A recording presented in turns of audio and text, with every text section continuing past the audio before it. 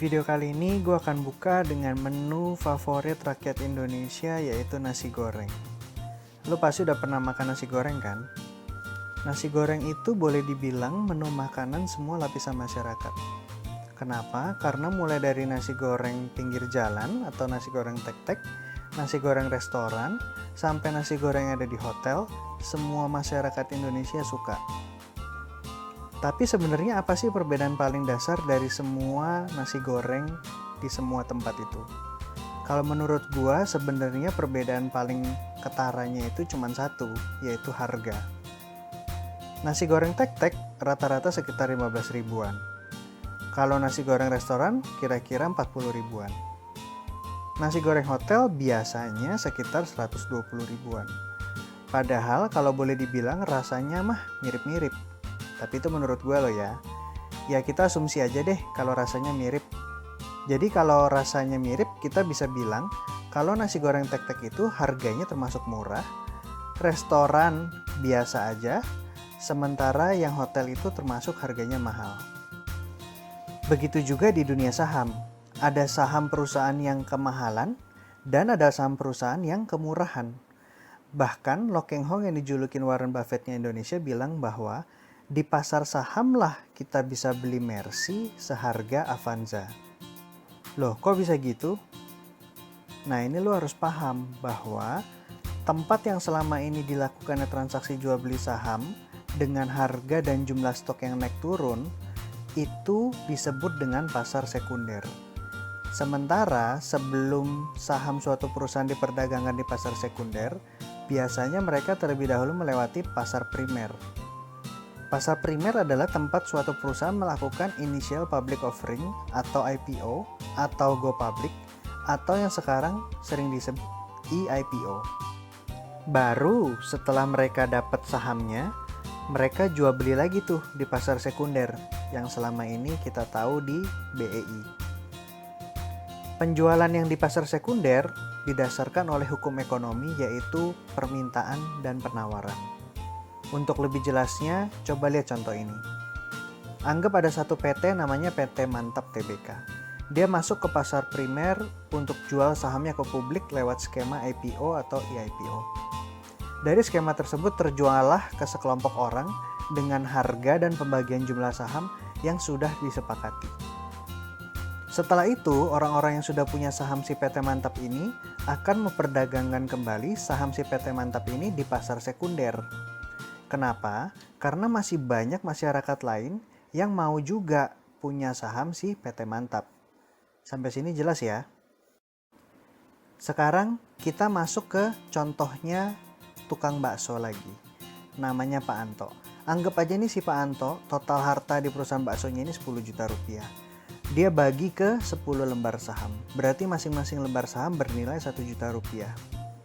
Nilai 1 juta rupiah itulah yang kalau lo lihat di statistik perusahaan namanya book value per share atau biasa disingkat BVPS. Si Anto memutuskan menjual 5 lembar sahamnya atau sebesar 50% dengan proporsi 3 lembar senilai 3 juta ke Bapak Joko, 1 lembar senilai 1 juta ke Bapak Budi, dan 1 lembar senilai 1 juta ke Ibu Susi. Yang menarik adalah si Bu Susi ternyata lagi digebet sama Bapak Doni. Nah, karena si Bu Susi pinter, ditawarinlah saham ini ke Bapak Doni seharga 1,2 juta. Karena si Bapak Doni lagi naksir banget sama Ibu Susi, dibelilah itu saham senilai 1,2 juta. Sebaliknya, si Bapak Budi lagi ngegebet Ibu Siska. Kebetulan Ibu Siska juga ngefans sama baksonya Bapak Anto. Akhirnya Bu Siska ngerayu Bapak Budi supaya harganya dijual murah, senilai 900 ribu. Dari case tersebut, kita bisa lihat bahwa harga jual dibandingkan dengan nilai buku atau yang sering disebut price to book value, di Pak Doni sebesar 1,2 juta rupiah dibagi 1 juta sama dengan 1,2. Atau kita bisa lihat bahwa itu di atas harga wajar. Bisa dibilang mahal. Sementara PBV-nya Ibu Siska 900.000 dibagi 1 juta sama dengan 0,9 atau di bawah harga wajar. Bisa juga kita bilang murah. Misalkan di tahun 2020, bakso Pak Anto berhasil menghasilkan revenue senilai 1 juta rupiah. Maka apabila dibagi jumlah saham 10 lembar, revenue per share-nya sekarang adalah sebesar 100.000 per lembar saham. Dari revenue tersebut, ternyata bakso Pak Anto menghasilkan profit sebesar 300.000. Maka earning per share-nya adalah sama dengan 300.000 per 10 lembar, sama dengan 30.000 per lembar. Ingat ya, earning per share ini bukan dividen. Apabila perusahaan memutuskan membagi dividen sebesar 15.000 dari 30.000 earning per share tadi, maka dividen payout rasionya adalah 15.000 dibagi 30.000 kali 100% sama dengan 50%. Dan dividen yieldnya sebesar 15.000 dibagi, anggap aja harganya masih 1 juta ya, kali 100% sama dengan 1,5%. Sekarang kita masuk ke variabel berikutnya, yaitu price to earning. Untuk Pak Doni, price to earning-nya yaitu harga dia beli sebesar 1.200.000 dibagi earning per share yaitu 30.000 sama dengan 40 atau 40 tahun. Sementara price to earning Ibu Siska 900.000 harga belinya dibagi 30.000 per share-nya sama dengan 30 atau boleh dibilang 30 tahun. Di awal kan tadi ada dijelasin kenapa saham bisa ada yang kemahalan, ada yang kemurahan. Sesuai contoh yang sudah dijelaskan tadi adalah 5 saham yang sedang dipegang oleh Bapak Joko, Bapak Budi, dan Ibu Susi yang sekarang juga sudah berpindah tangan ke Bapak Doni dan Ibu Siska. Karena terjadi penjualan dan pembelian inilah, makanya bisa terjadi perbedaan harga. Oleh karena itu, pasar sekunder itu dipengaruhi oleh persepsi dari pembeli dan penjual. Semuanya tergantung persepsi pembeli dan penjual mau membuka di harga berapa dan mau membeli di harga berapa. Oleh karena itu, bisa ada saham yang mahal dan bisa ada saham yang murah. Sampai sini sudah jelas? Kita sampai pada kesimpulan video kali ini tentang valuasi dan dividen. 1. Harga di pasar primer ditetapkan berdasarkan appraisal atau penilaian underwriter dari hasil analisa dan diskusi dengan perusahaan. 2. Harga di pasar sekunder ditetapkan berdasarkan persepsi antara penjual atau pemilik saham dan pembeli atau calon pemilik saham.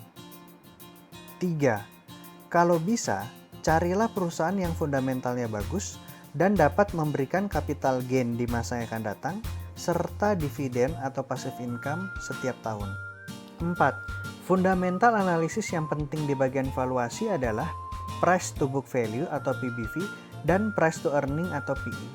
Untuk PBV, carilah yang di bawah 1, sementara untuk PE, carilah yang di bawah 10 atau di bawah 10 tahun. 5. Dividen adalah bagian dari earning per share. Tetapi tidak semua perusahaan selalu membagi dividen, bahkan ada juga perusahaan yang tidak pernah membagi dividen. 6. Analisalah semua aspek fundamentalnya, baik dari segi performance, return on equity, gross profit margin, operating profit margin, net profit margin, growth revenue, dan sebagainya. Dan juga dari segi rasio hutang, ada debt to equity ratio dan current ratio, serta valuation-nya atau valuasinya. Ada price to book value dan price to earning. 7. Setelah menganalisa banyak perusahaan, maka kita akan semakin terasah dan dapat menentukan pilihan investasi dengan lebih baik. Demikianlah kesimpulan untuk video kali ini. Apabila lo merasa video kali ini bermanfaat, silakan klik subscribe, like, share, dan komen sebagai bentuk dukungan terhadap channel Saham Pemula. Terima kasih sudah menonton. Sampai jumpa di video berikutnya. Bye-bye.